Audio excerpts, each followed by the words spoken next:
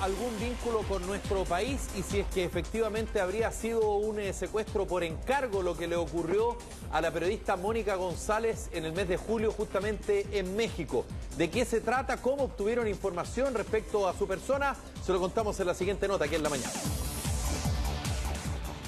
Estando en México, específicamente en San Cristóbal de las Casas, el martes 19 de julio fui secuestrada. Estás en manos de los Zetas. Que te digan los Zetas es como se te hiela la sangre. Ese fue parte del relato que entregó Mónica González, periodista y directora de CIPER Chile, al programa Ciudadanos de CNN Chile. Vivió días de terror en compañía de una nieta durante sus vacaciones en México, cuando fue secuestrada por miembros del cartel de los Zetas, una organización de dicho país dedicada al narcotráfico y terrorismo. Pero, ¿cómo fue a parar en manos de este grupo? ¿Qué datos manejaban los secuestradores de la profesional? Planificó durante meses los que prometían ser unos días de relajo y distracción. El lugar elegido era San Cristóbal de las Casas, en Chiapas, México. Estuvo 2 semanas disfrutando hasta que el 19 de julio ocurrió lo inesperado. Tras regresar al hotel luego de recorrer el lugar y cuando ambas estaban durmiendo, llamaron a la habitación. Ahí comenzó su pesadilla. Y estando dormida profundamente, suena el teléfono de la habitación. Me dice: señora Mónica, hay un operativo en marcha, la comunico. Pero no me comunica con un teléfono. Hay un hombre que toma la comunicación y me dice: señora, quiero informarle que hemos descubierto un vehículo con armas, con muchas armas, cargado de armas, con patente de Monterrey, y que hemos iniciado un operativo habitación por habitación. ¿Lo escuchó? La voz al otro lado del teléfono aseguraba que la policía realizaría un operativo. Tras escucharlo por un rato, algo comenzó a llamarle la atención a la periodista. Empieza a hacerme varias preguntas y yo todavía medio dormida, hasta que de repente me surge el instinto, no decir, ¿pero qué estoy haciendo? ¿Por qué estoy respondiendo preguntas personales? Y le digo: pare. Explíqueme por qué tengo que responderle estas preguntas personales a esta hora de la noche, en mi habitación. ¿Quién me garantiza que usted es policía? Y en ese momento el tono de voz cambia y escucho: mira, hija de la gran puta.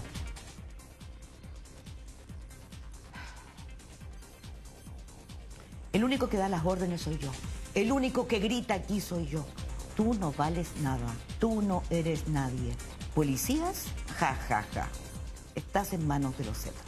Mónica de inmediato supo a lo que se enfrentaba. El cartel de los Zetas son una de las organizaciones criminales más temidas en México. Fue creada por exmilitares cuyas principales actividades son el tráfico de drogas dentro y fuera de México, extorsión, secuestros, trata de personas, homicidios, lavado de dinero, robos y operaciones clandestinas. El temor que sufrió Mónica es perfectamente comprensible, porque los Zetas son tremendamente crueles y se ganaron su espacio y contra gente igualmente cruel, siendo más crueles que ellos y más organizados. Recién el año pasado, la Policía Federal junto al Ejército y las Fuerzas Federales logró detener a Omar Treviño Morales, líder del cartel. Pese al logro de las autoridades, el grupo criminal no acabó.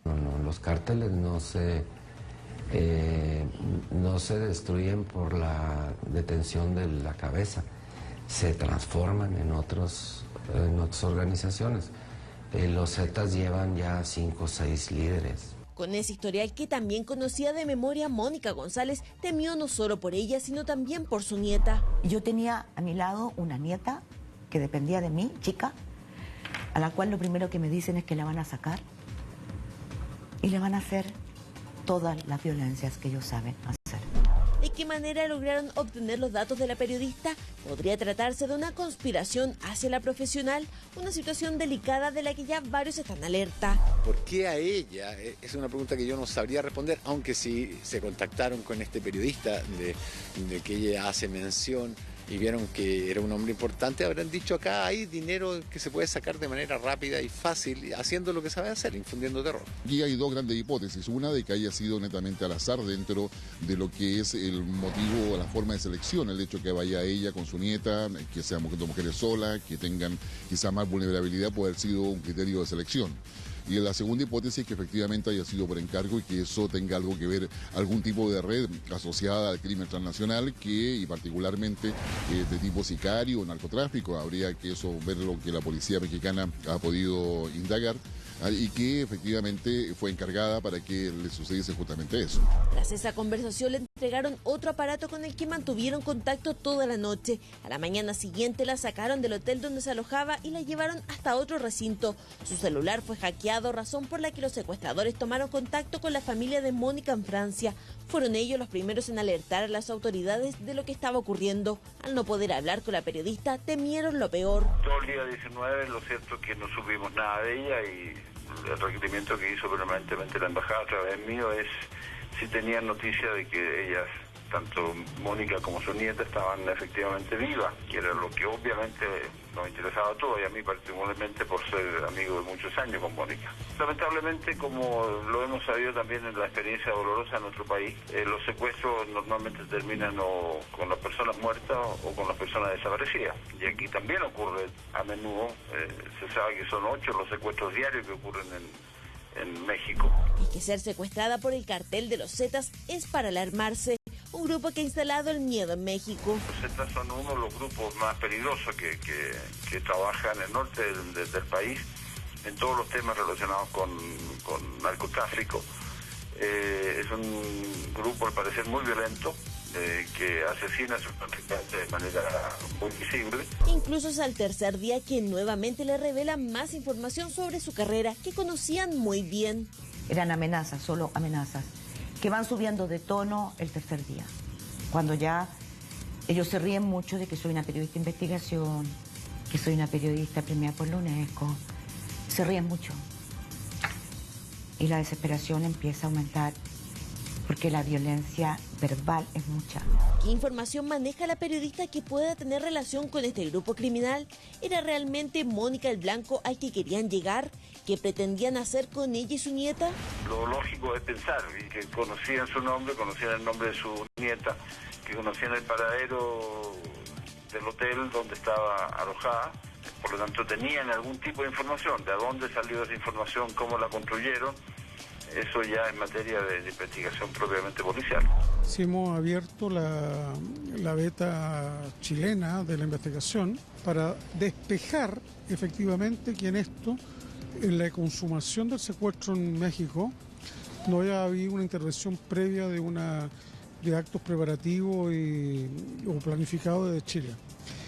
Y eso no es algo baladí, porque la verdad es que por la condición de Mónica, por su exposición, por su trabajo, puede tener eventualmente potenciales adversarios que hayan hecho un vínculo en un momento determinado. Entonces, nosotros quisiéramos que no fuera así, para ser franco, pero tenemos que investigarlo. Luciano Fuyú es actualmente el abogado de Mónica González y quien intenta esclarecer este secuestro en México. Lo que más llama la atención es que quienes retuvieron a la periodista y su nieta manejaban datos personales que difícilmente se consiguen a través de Internet. Estos secuestradores poseían información, eso no me cabe ninguna duda. Porque ellos tienen un dato previo, digamos, de su llegada, de su llegada a México, de con quién iba, cuando la contactan efectivamente al hotel, saben de qué se trata, en qué condiciones está, qué es lo que hace. Ella y su nieta, ciudadana francesa, por eso participa además el gobierno francés en las negociaciones del rescate. O sea, no estamos en presencia de un hecho cualquiera. Además deben corroborar que quienes la secuestraron sean efectivamente miembros del cartel de los Zetas. La guerra desatada contra el narco y entre los narcos ha convertido a México en una pesadilla en términos de seguridad, básicamente porque siendo el principal fuente de entrada de la droga a Estados Unidos, la cantidad de drogas allá y de retorno, armas y dinero hacia acá, ha convertido a los carteles en organizaciones extremadamente poderosas. Una periodista que yo admiro mucho, que todos los periodistas admiramos mucho, pero tengo entendido que ella misma tampoco era capaz de hacer un vínculo directo entre su trabajo y el hecho de haber sido víctima de este secuestro, esta extorsión y estos 2 días del terror que ella vivió. Tras permanecer incomunicada por cerca de 3 días y tras un descuido de sus captores, Mónica logra salir del hotel donde la tenían, regresar al suyo y analizar todo lo que vivió. Finalmente, yo ese día, a las 2:10 de la tarde, decido salir de ese hotel a lo que sea. tomo a mi nieta y le digo, nos dejaron salir. Usé el argumento más lindo de la vida, es bella, para que mi nieta sufriera lo menos posible. Y salí a lo que fuera.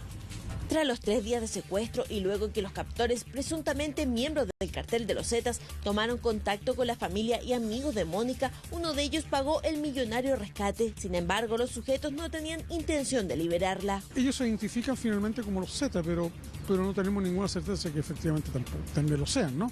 Si fueran ellos, hace más fuerza la tesis, la línea y la arista chilena de investigación. Porque si los Zetas son efectivamente, son ellos los secuestradores y son ellos los que por habitualidad, como dice usted, terminan, digamos, con la vida de los secuestrados, y en este caso no lo es así, ¿no, verdad? Quiere decir que los Zetas, si es que son los Zetas, trabajan por encargo. Que todo esto lo investigue y lo resuelva el Estado chileno.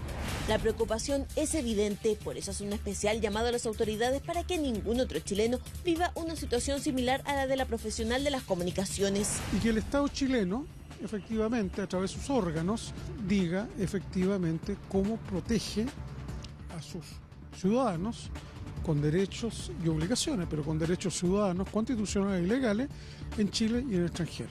Tanto en Chile como en Francia el caso está siendo investigado. Buscan principalmente saber si quienes secuestraron a Mónica efectivamente pertenecían al cartel de los Zetas y cómo es que obtuvieron los datos de la periodista. Lo que más temen es que la información haya salido desde nuestro país.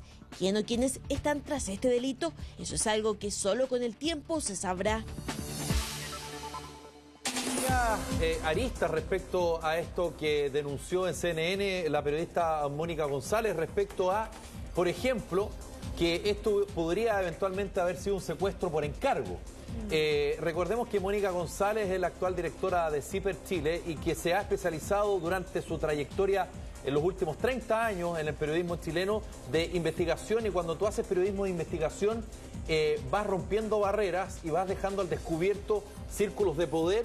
Y por supuesto son situaciones incómodas y por lo tanto esa es la lógica que dice el abogado Luciano Fuyú respecto a que capaz que esa podría ser la línea investigativa por la cual finalmente Mónica González pudiese haber estado a manos de los Zetas.